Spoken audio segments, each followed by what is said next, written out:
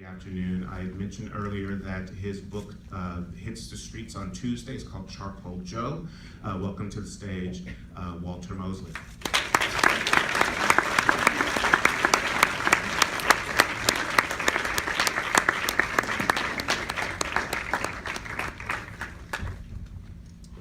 Hello. Want me to go sit down? Yeah. All right.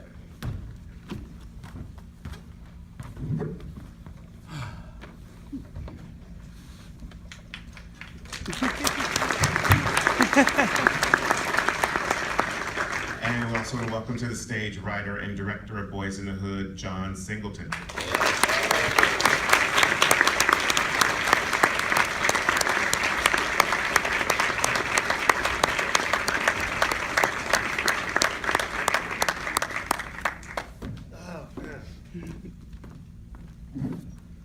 Testing 1, 2, 3, yes. 4, 5, 6, 7. Hi, John. Hey, Walter. It's good to see you. It's good to see you. It's good to see all these people, especially since this thing is showing a day later than it was going to. I'm glad there are people here.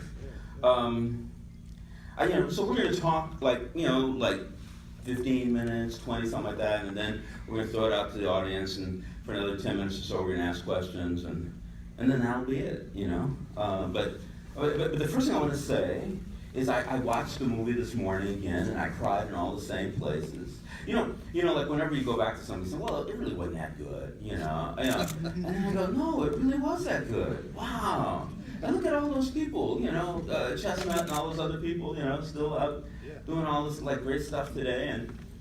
And what I'm going to ask you a couple of questions, but what I was thinking was, this doesn't have anything to do with any particular race or culture or gender or whatever, but there are people who open the door.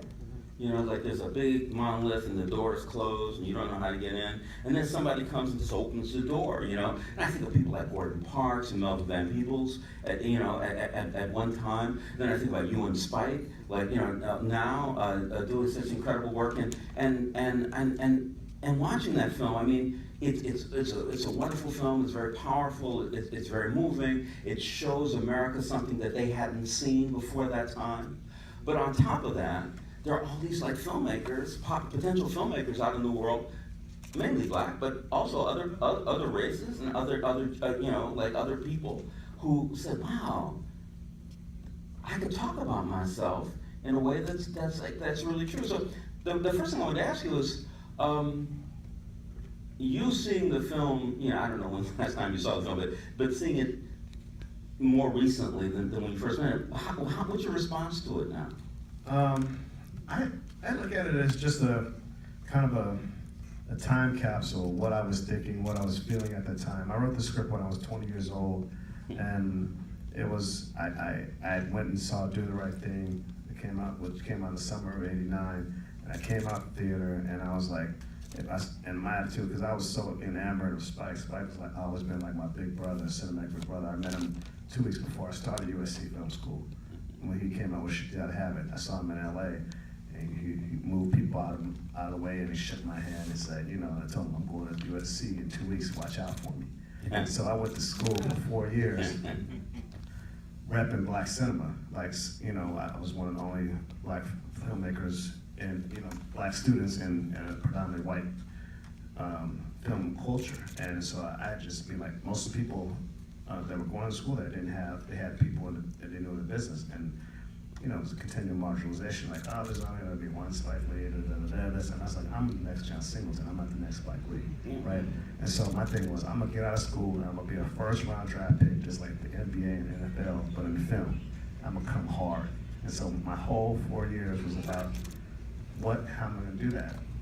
And coming out and Do the Right Thing, something clicked off on me about trying to write about what you know in any type of writing program, right? And then when you're a certain age, you only have a limited amount of life experience, and all I really knew about was what I saw and what I grew up with in the hood. So I said, okay, I'm gonna go and hang out with my folks for a little while back down Vermont, and I'm gonna figure out this story. And that's where this came from. It's just like me trying to really make an identity for myself as a filmmaker, repping Los Angeles, like, and using a certain part of Los Angeles as an identity. And so that's why I came up with this. Well, it's interesting to talk about you and Spike, because I mean, it's easy to talk about you two because you're black filmmakers doing very different stuff. But you guys are so different as filmmakers. Oh yeah, very much different. He's more. I think he's more influenced by Fellini. You know what I mean? You know what I mean? Like. No, it's true. You know what I mean? Like, the films that he does are more, sometimes kind of dreamlike. And I think I'm more like, Rossellini and, Bresson and like the Sika. I look at the realistic aspect of things. Yeah. But I would like to, have more dream imagery in my work. I was, we're not actually working on anything, but John is doing a television show for FX called Snowfall, and every once in a while I get invited to come sit in the room and and have consult and give me advice. Yeah, or just represent John when he's not there. Like I was telling him when we came in, the guy who's the head writer, I was looking at him, and we were talking about something about these two guys, this Nicaraguan guy and this white guy in the CIA, and I said, well, this television show is about race, and he just looked at me like I was from Mars. I said, it's a John Singleton show. It's about race, right? And he said, no, it's about character. I said, characters have race. It was the most wonderful thing. But thinking about Snowfall, watching, it's like the same years as the beginning of the film. And there's a lot of similarities between that you're doing today. And I know you don't do everything the same, but it's like a return in a way. Yeah. Well, I mean, there are so many different stories that have yet to be chronicled about what really went on in Los Angeles in the early 80s. Mm-hmm. And in Los Angeles in particular, but Black Los Angeles, as you have chronicled so well in your literature, you're a Los Angelino originally, but you live in New York now. Better place. Disputed.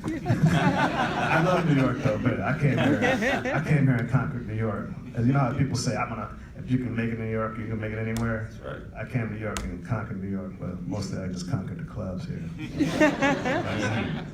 But there's so many different stories that have yet to be told, and you said this when we were in the room talking one time.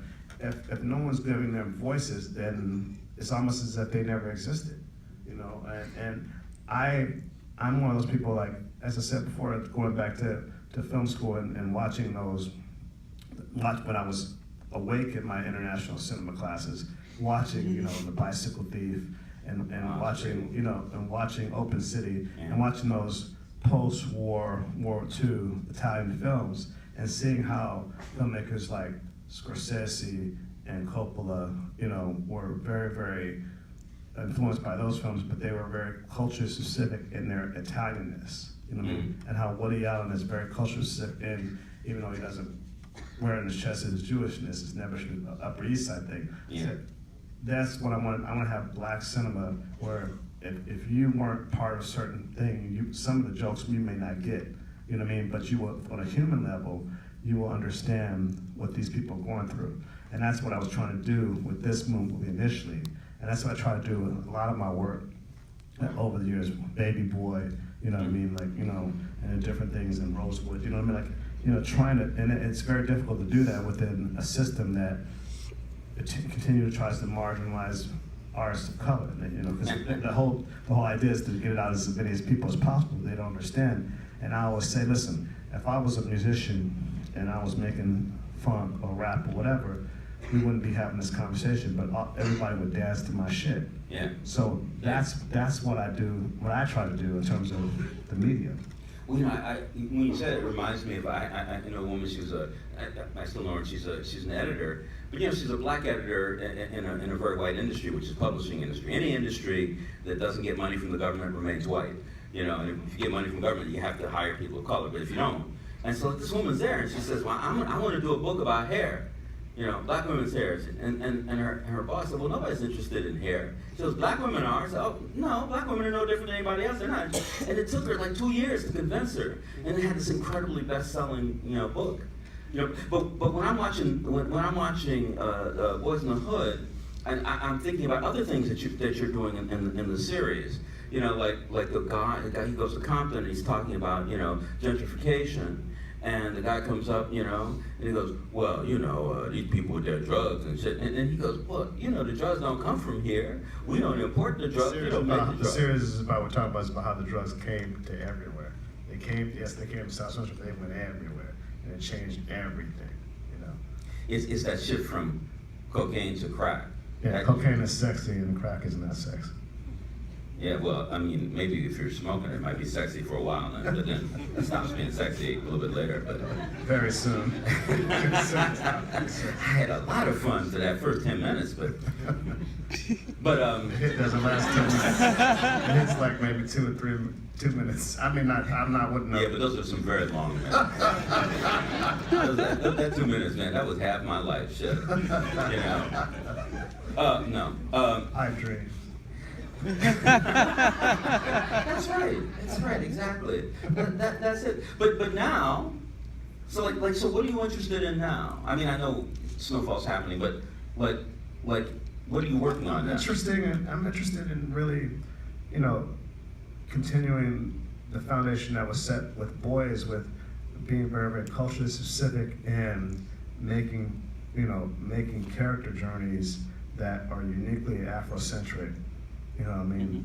But through that, you'll find a lot of different, you know, it's like a lot of different people are affected by our journey. You know, I'm doing Snowfall. I have another show called Rebel, which just got announced, and it's like it's a noir thriller with a black female detective, PI. She's not a cop. And it's like Shaft with a sister, and she uses. It's funny because when she was a cop, she used her authority as a cop the way white men use their authority, but as a black woman. But she's a human tornado. If something's going right, she's gonna whip some ass. But she's not like your black cop in Boyz n the Hood. No, she's not. She's not a self-hating black person. You know what I mean? Like she wears her hair natural.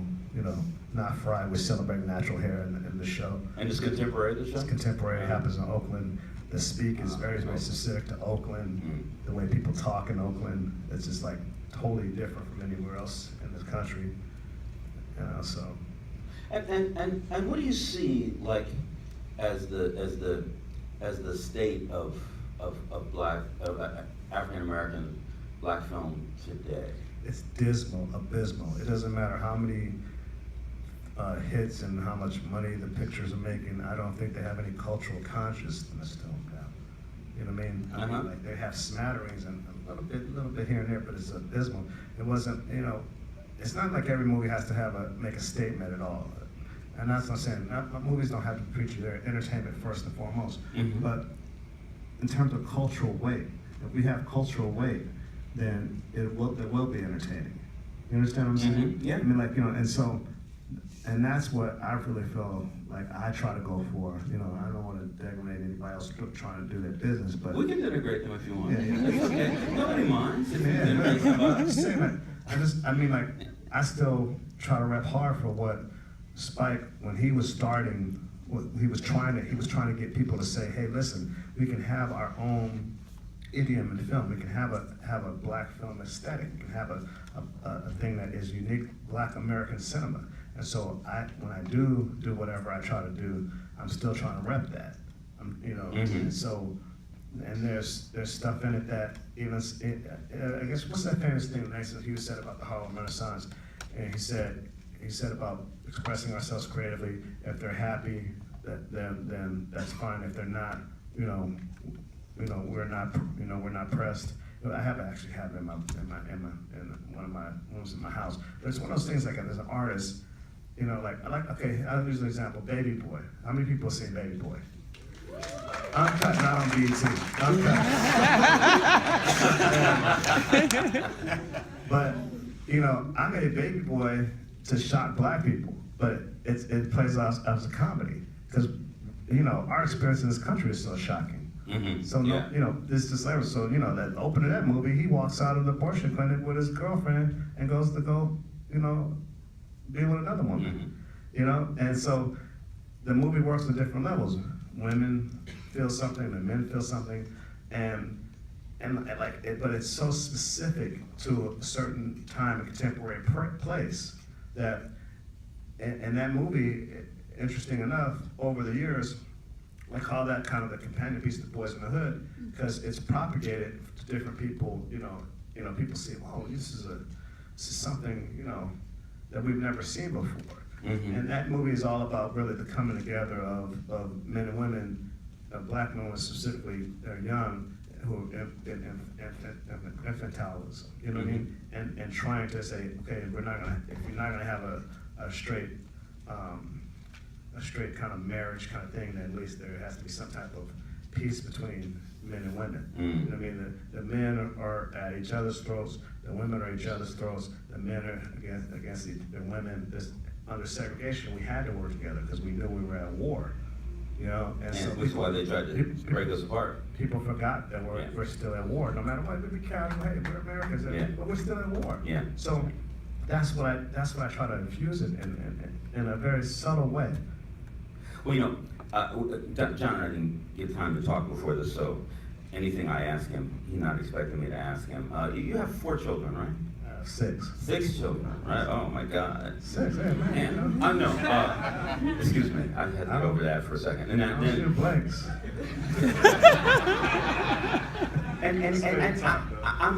I'm under the opinion that you raised your children. I had 5 of them with me and everything and stuff. But, Yeah, so- but yeah, I have 2. I have to say, probably have 2 college graduates so far now, film school graduates, screenwriting majors. So I mean, that's out of all the movie and all that bullshit and everything, I feel honored that at least I have 2 now, and the other ones are ascending right now. Yeah, I'm not sure how many people know that, like, about you, the single father thing. Yeah. You know, raising all those kids and stuff. It's hell. I have 5 daughters and they're blessing and a curse.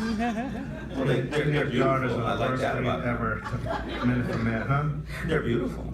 Yeah. He shows pictures of them. You know, like John's like, he's a very proud father. But it's actually something one doesn't think of, like you. Like, it's like, because you're always doing all this other kind of very political. But that's my real job. I mean, Yeah, like, yeah. I didn't say that. I'm still so hood because I had an issue with one of my daughters where she was seeing a guy, and he was a little bit too old for her. I wanted to his job, and I said, no, hey, you ain't seeing my daughter no more. I don't this job.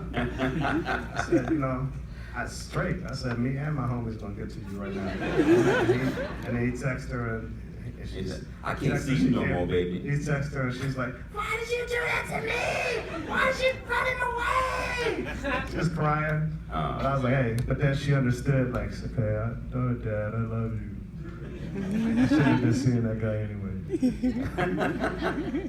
Well, I'm Watching kids. I mean, tell you like a little short story, and then I'm gonna open it up for people to ask questions because I'm sure they have very smart questions. They look smart.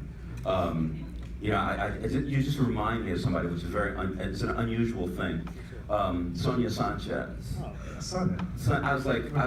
I was walking through Grand Central Station with Sonia one day. Sonia's about this tall, and this gigantic guy, young black man. I don't even know how he saw her because he's way up there, and there's 1,000 people or 5,000 people, and he goes, Miss Sanchez, and she looks up. She goes, yes, brother, and she grabs his hand because she always grabs your hand whenever you talk to him. And she said, yes, brother. She said, I have a sister, and there was a man and some sex and a pregnancy and all kinds of stuff.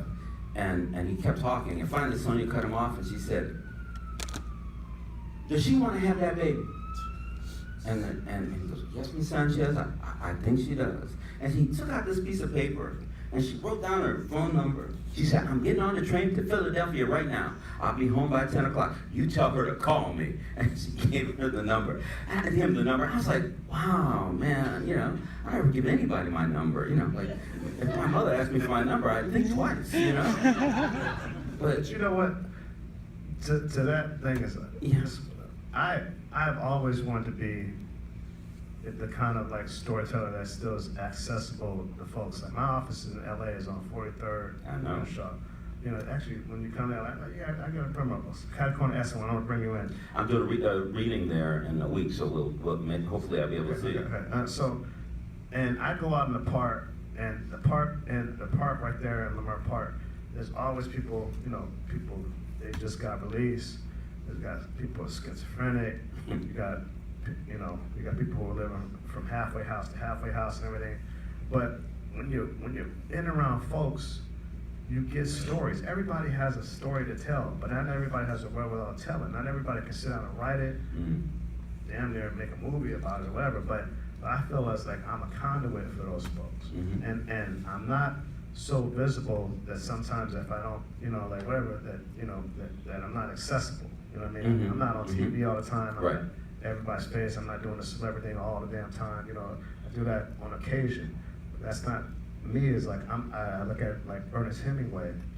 You know, when he would travel to different places, and he would write about his experiences. And I love actually being able to do that still, and being a chameleon and listen to people and stuff. You know, just sit up, and talk to folks and everything, just real talk. And that's where I get the cadence and the rhythm of language and stuff, and I just store it away. Yeah, well, that's why you remind me of Sonia. It's actually true. That's actually why I said it, because I know that you really want to be like you see yourself as an artist should see themselves as I'm part of the world, not like I'm educated. You can't. Yeah, just no. I always try to say when I'm doing a story, I don't over intellectualize things. I like, like when in the room, I say, don't over intellectualize it. You gotta feel it. You know, when we had the argument in the art writers one about Arab women in the Iran in the time of the post Ayatollah Iran, where it was Paris, and Tehran was like people were smoking hashish and listening to jazz and all this stuff. And the guy said the women weren't having sex, and you look at me and I'm like, they were having sex. It's just like the Arab women at the time. I should say this and everything. They didn't want necessarily, if they didn't want to use their virginity, they wanted you to fuck them in the ass instead of fucking with their vagina. This is true in many places, including the American South, but we won't go into that. And he says in American South, well, that was true in the American South as well. Yes. They kept their virginity. I said that in the same tone that he's using. And I was like, I didn't know that. And I do know it. I'm not going to say why. But anyway, we're going to take some questions from the audience, and we should have some light, and people should raise their hands, and John can point at them and the people he wants to talk to. And speak loud. Is there a mic, or is you just gonna elope? I don't think there's a mic. All right, who's gonna raise hands? What's up? They're all out there. All right, here in the front, right here. That's closest. Yeah. Second row, yeah, you, yeah. You. Oh, I'm sorry. Yes, no, because you mentioned Black consciousness in film and how that's generally gone away. Waiting, yeah, because no Black consciousness in film. Because I think you're like a year older than me, or maybe younger. I forget. Anyway, but I've noticed it as well, and I was wondering if you feel that the Black Lives Movement, and because there's going to be a Public Enemy concert coming up soon over in Brownsville, and I was wondering if you feel like maybe some of that 80s sensibility might be coming back. She's asking if the 80s sensibility is coming back. The 80s sensibility that we had when we were in the 80s and the 90s was built off of what we were trying to do in the mid to late 60s. Right. So it's like, it's not even about a time frame thing. It's just really about how is that going to propagate? Is that ideology going to propagate through media? See, going through the late 70s and the 80s, it was an interesting time when hip hop became a prominence, where certain people whose parents came up during the movement. Of course you had Pac, but also you think about what Public Enemy was trying to do. You think about what the Native Tongue movement was trying to do, right? That kind of went on the wane when hip hop was appropriated as kind of a corporatized thing to make a whole lot of money. Now the music business is like, what I mean? So music, we've always made music, as a cathartic thing, and hopefully it'll continue to have a voice in various forms, not necessarily just, you know, political, but just various forms. But I'm hoping that that thing transfers to film and TV and to social media and everything, which it is actually right now and stuff. And because images are so powerful. Images are very powerful. You can have image stuff, image that goes up of a certain thing, and image will be more damaging than you know, certain things in the physical world. For instance, Ice Cube walking toward his house and disappearing on the way there. Yeah. That's That's a really powerful image. Yeah, so I'm hoping that the Black Lives Matter thing is not a fad, because Black lives have always mattered. Well, you know, and Black Lives Matter, I mean, more than that concert, Black Lives Matter is a really important thing, because Black Lives Matter, you know, like a lot of people come up and say, well, you know, all lives matter, you know, because they don't want to think Black Lives Matter. But in truth, Black Lives Matter says, well, we're paying attention to everything, because if our lives don't matter, then your life doesn't matter. And that nobody knows that. And I think that they've done a lot of work, and they are doing a lot of work, but I think it's a long journey from that to those, you know, 25, 35, $135 million movies that people are making. I'm just to kind of help with that. Something else. Next question. Yeah, in the middle right there. Yeah, Tupac was supposed to play Baby Boy. Last conversation I had with Pop, he was making the video to Live and Die in LA at this mall, this Crenshaw Mall. And I hadn't seen him since he got out, and he was making the video. I ran up to him, everything. He was 11. We were supposed to have lunch actually within another week. Mm-hmm. It's like, God, this script is going to get you an Oscar. You know what I mean? And then that was that, man. I was so devastated when he passed. I mean, you know, when he passed, I went to Africa. I went to Africa. I know that. I went to Senegal. Mm-hmm. I was on Gorée Island, and I just hung out with this kid, and the kid didn't speak any French because it's a French-speaking part of the country. He only spoke Wolof. Uh-huh. I spoke no Wolof. But we used to go swimming every day. The kid was like, he was teenage kids that maybe around 16, 17, and he used to go. You know, you don't have surfboards and everything. You just take a plank of wood just to cast out the wood and go out in the Atlantic Ocean. And he dived down. I wouldn't go as far as him. I just looked down at him, and he got and he speared fish. But coming full circle, we sat in a thing, and he was, because they were really into hip hop, but they were, you know, francophone, French speaking hip hop things. And so I gave him the Source magazine. You know, I asked him if he knew about Tupac, and he saw the Source magazine, and I had to explain to him in kind of broken French or whatever. Broken Wolof, yeah. Yeah, that Pac had passed. Yeah. And to testament to how powerful Tupac was, Tupac didn't even know his power. But this kid was 17 years old, was crying. He hadn't even known. Yeah. And he sent from he could, you know what I'm saying? Mm-hmm. And I mean, part of the information, man, is like, he's just like, he was broken, that Pac was gone. Yeah. You know. That was a big moment. That was a big moment. He's a very important character, and his whole family is an important family. I mean, it's like, you know, their involvement with the Panthers, and the knowledge that he brought has all this history to it. You know, it's not necessarily the beautiful thing about him is he was so talented that you didn't really know how much history you were getting when he was talking to you. Well, he didn't. Well, he wasn't totally aware of what gifts he had. Yeah. He wasn't even aware of. Yeah. I mean, and it wasn't like, who knows if he was going to evolve and become, you know, a true leader. But he would, you know, but Yeah. he had that potential, and I think that's the reason that he's not with us anymore, because he's a 20 to 21-year-old kid blasting on TV about every wrong that's going on in this country. Yeah. You know, socially, you know, Yeah. and multi-ethnically, right?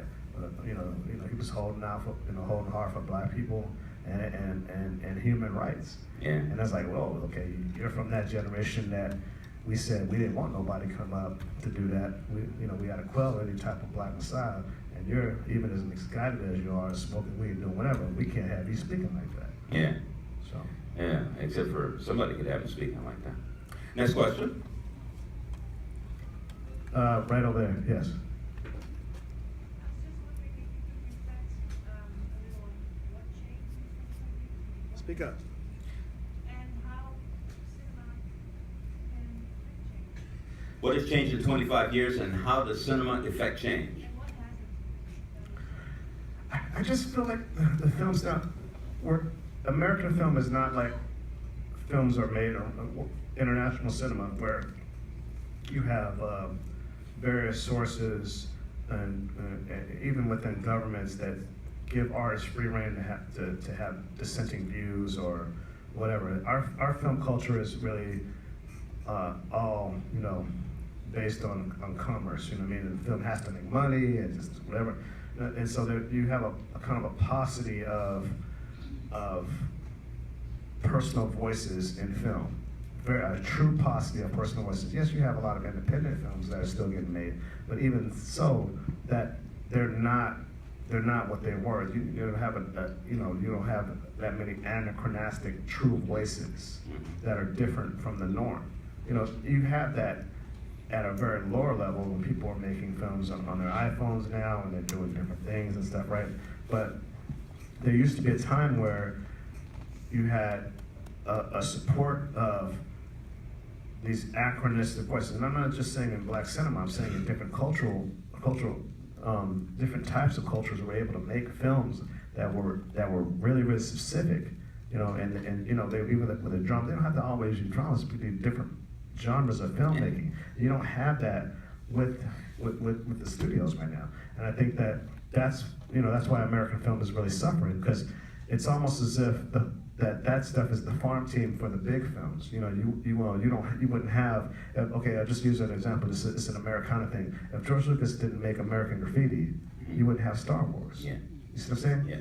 And American Graffiti is very specific to a certain time and place that was changing and evolving. You know, it was like the late 50s or the 60s, where just before everything was about to change. And so you could never make those movies now. You can never make the Boyz n the Hood now. Well, you know, it's just like, you know, all the, in quotes, black exploitation films, you would never, that they came out of Melvin making Sweet Sweetback's Badass Song, you know? Yes. It's like, no matter what criticism you have of that film, you never seen a film like that before or since. Yes. You know, he said, and you know, I remember Melvin was saying that he was standing in the theater one day, and he was standing in the back of the theater, and all these people were watching the movie, and there was this old black lady sitting there. And at the very end, when Sweetback is running, she goes, the woman is sitting there talking to herself without line. She goes, I hope he gets away. I hope he gets away. I hope they don't kill him. You know, and that's when Melvin said, hey man, I did something right here. You know, and it's that thing, you know, it's speaking to people in their own language and in the other language, and then making that transition, saying, no, honey, I ain't gonna kill him. He gonna get away. You know, and it's like that's what's so wonderful. Yeah, a buddy of mine, we have a private joke. When we were making Higher Learning, he's a producer partner of mine, Paul Hall. He brought his daughter, who was 6 years old, Jordan, to the set. What a pretty girl, long hair, and she says she has a question to ask you. And I said, what is it, honey? And she says, in the movie, do the black people win?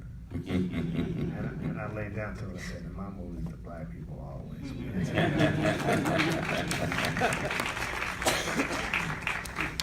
Certain things in terms of what these kids are going through, you know what I mean? Like, and so like, I think that there's not enough of that when people and you can be from a certain culture and not know anything about where you're from too. Let's be real about it. That's why a lot of black filmmakers are making marginal films right now, you know, because they're not really astute at what the way is that came before them, and you know, it's just like you have, if you're making a good gumbo, you know, if you make the roux bad, you know, you have the bases bad, it ain't gonna taste good, and that's like that with every type of bad artistic expression. But you know, the thing about them making that film, they completely, everybody went down there to Louisiana, and they live with the film. It's like Coppola going to the Philippines to make Apocalypse Now. He just lived there. So like after a while, you know, that's what you were eating and talking and thinking. So like that, and I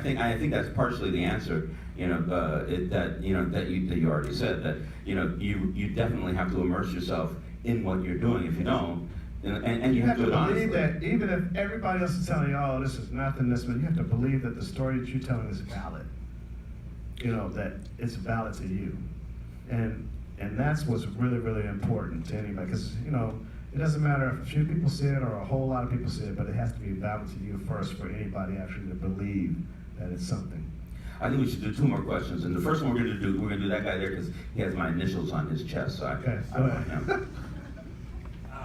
Quick question. Number one, I grew up on the south side of Chicago. Yeah. But I still have these recurring dreams and nightmares about getting caught up in gangs, Yeah. no matter where I go. Yeah. And I was wondering about if you still had that. And 2, did Dope Boy go to jail for 7 years for shoplifting?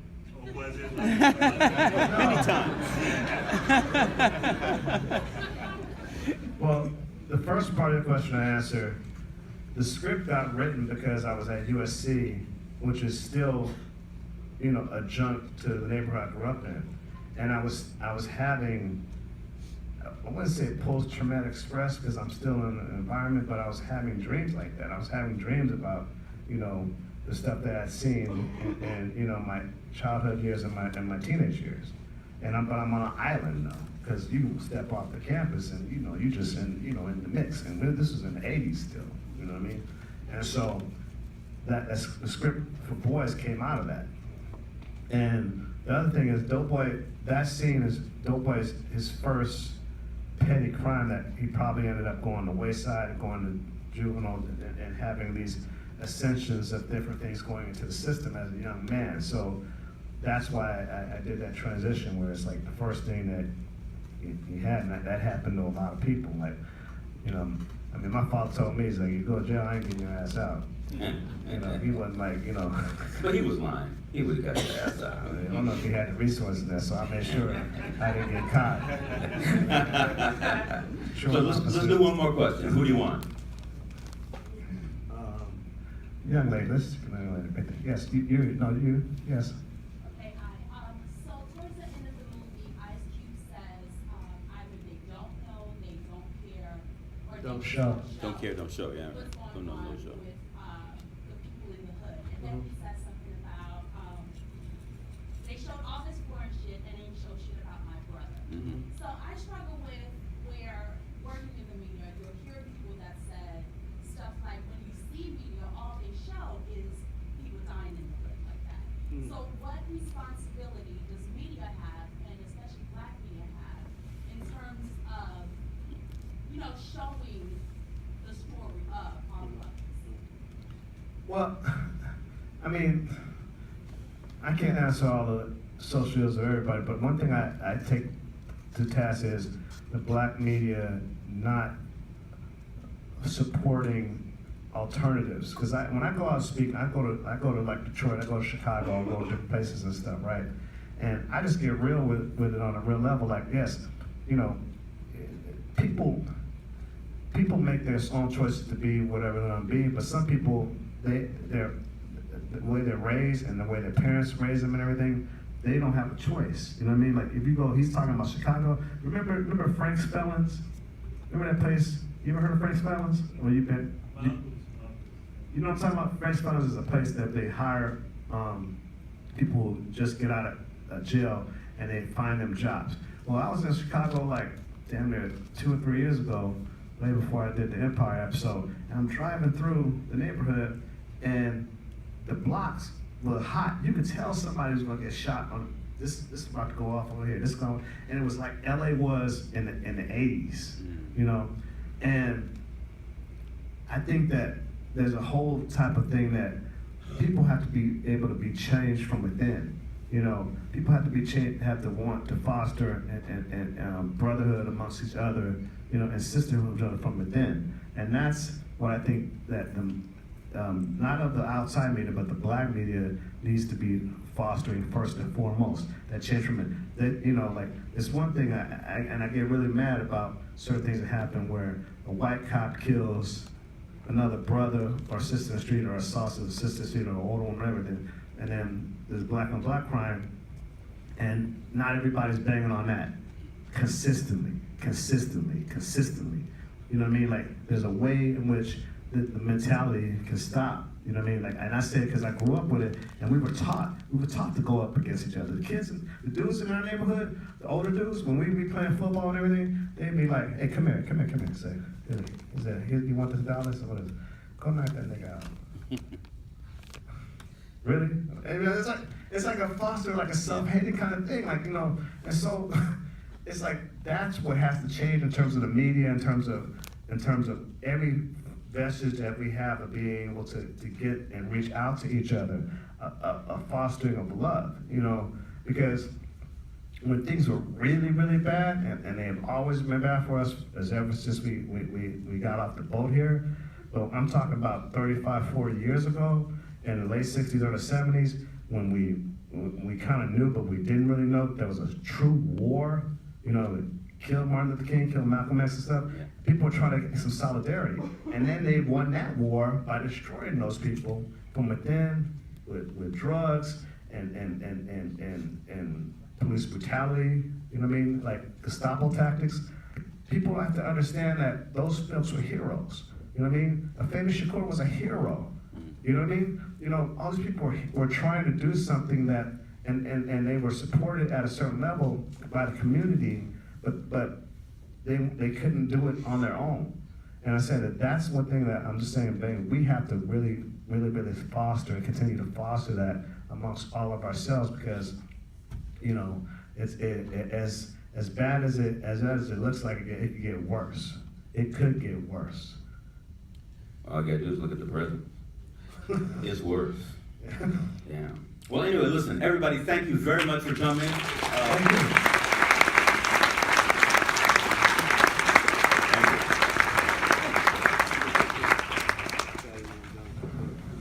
Oh, yeah, no, that'd be great.